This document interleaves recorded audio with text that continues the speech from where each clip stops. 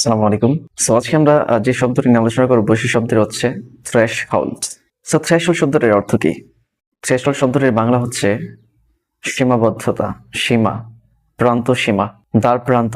এই থ্রেশহোল্ড শব্দটির ইংরেজি বেশ কিছু সিনোনিম আছে যেগুলো আমাদের কাছে খুব বেশি পরিমাণে পরিচিত। থ্রেশহোল্ড শব্দটির কমন সিনোনিম গুলো হচ্ছে limit, border, boundary, age.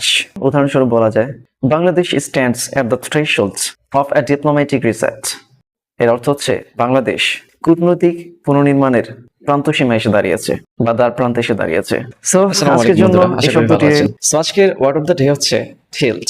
Tilt মানে হলো কোনো কিছুর একদিকে হেলে যাওয়া অথবা কাত হয়ে থাকা। বোঝার জন্য একটু উদাহরণ দিচ্ছি।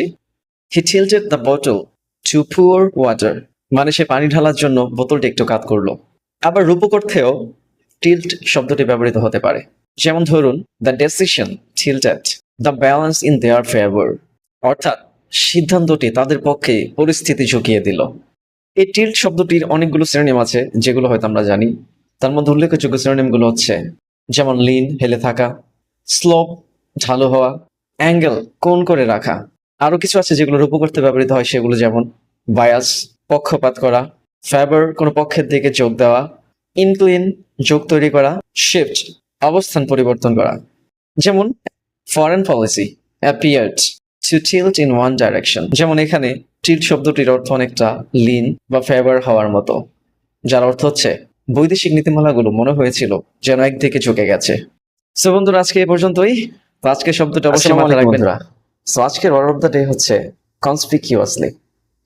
কনসপিকিউয়াসলি শব্দটির অর্থ কি? কনসপিকিউয়াসলি শব্দটির অর্থ হচ্ছে স্পষ্টভাবে, চোখে পড়ার মতো, এমনভাবে, প্রকাশ্যভাবে। এই কনসপিকিউয়াসলি শব্দটি এডিটোরিয়াল কেজে বিভিন্ন ম্যাগাজিন বা পত্রিকাগুলোতে সবচেয়ে বেশি বহুল ব্যবহৃত হয়।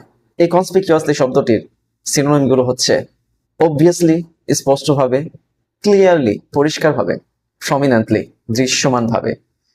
উদাহরণস্বরূপ বলা যায় foreign policy appear to tilt conspicuously in one direction, অর্থাৎ পররাষ্ট্রনীতি স্পষ্টভাবে একদিকে ঝুঁকে আছে বলে মনে হয়েছিল। আমি আরো একটু উদাহরণ দিচ্ছি। হি ওয়াজ কনসপিকিউয়াসলি অ্যাবসেন্ট ফ্রম দ্য মিটিং, অর্থাৎ তিনি সবাই স্পষ্টভাবে অনুপস্থিত ছিলেন। সো বন্ধুরা, আজকের ওয়ার্ড অফ দ্য ডেটি ছিল কনসপিকিউয়াসলি। সো আগামী ভিডিওতে দেখা হবে নতুন কোনো শব্দ নিয়ে। আসসালামু আলাইকুম।